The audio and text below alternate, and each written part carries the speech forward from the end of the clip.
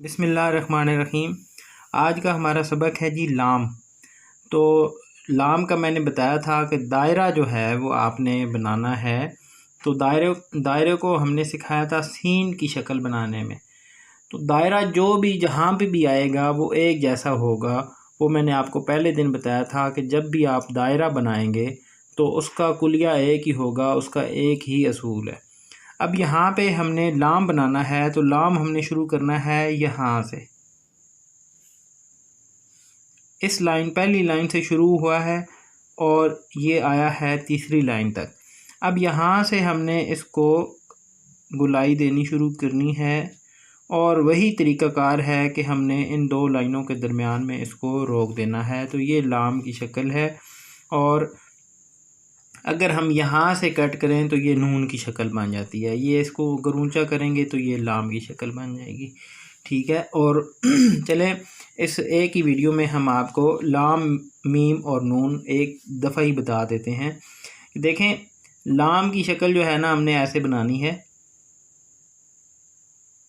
یہ ہلکا سا جو ہے نا پہلے آپ نے باہر کی جانب لے کے جانا ہے، ہلکا سا، ٹھیک ہے۔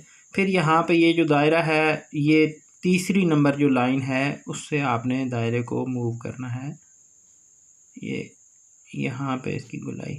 تو یہ لام کی شکل ہے۔ اب ہم نے میم، دیکھیں یہ میم کی ویسے آپ کو شکل بتاتا ہوں۔ یہ دیکھیں یہ اینگل ہے، یہ اینگل ہے، یہ اور یہ۔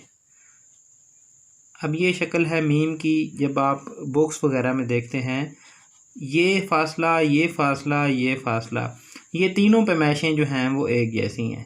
اب جتنا یہ ایک قط ہے تو یہ تقریباً 2 قط ہے، ٹھیک ہے۔ تو یہ آپ دیکھ لیں کہ آپ نے اس کو کیسے مینیج کرنا ہے۔ یہ میم کی شکل ہے، آپ اس کو ایک دفعہ غور سے دیکھ لیں، اور اگر یہاں سے ہم اس کو یوں کریں تو یہ لام کی شکل بن جاتی ہے، ٹھیک ہے۔ یعنی کہ اگر ہم لام کو ایسے لکھتے ہیں اور یہاں پہ یہ اس کا سر بناتے ہیں، تو یہ اگر ہم الٹا کریں گے تو یہ میم کی شکل بن جائے گی۔ یہ دیکھیں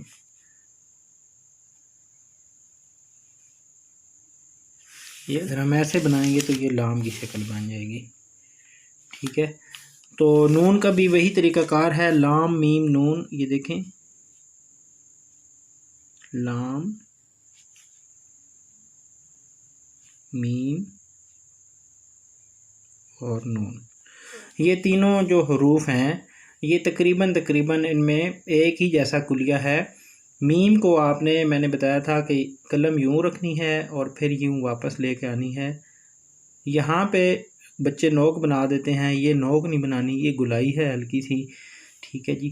تو اس کے بعد ہم اگلے جب حروف کی طرف جائیں گے تو یہ ہم بتائیں گے کہ یہ کیسے ایک دوسرے کے ساتھ مماثلت رکھتے ہیں۔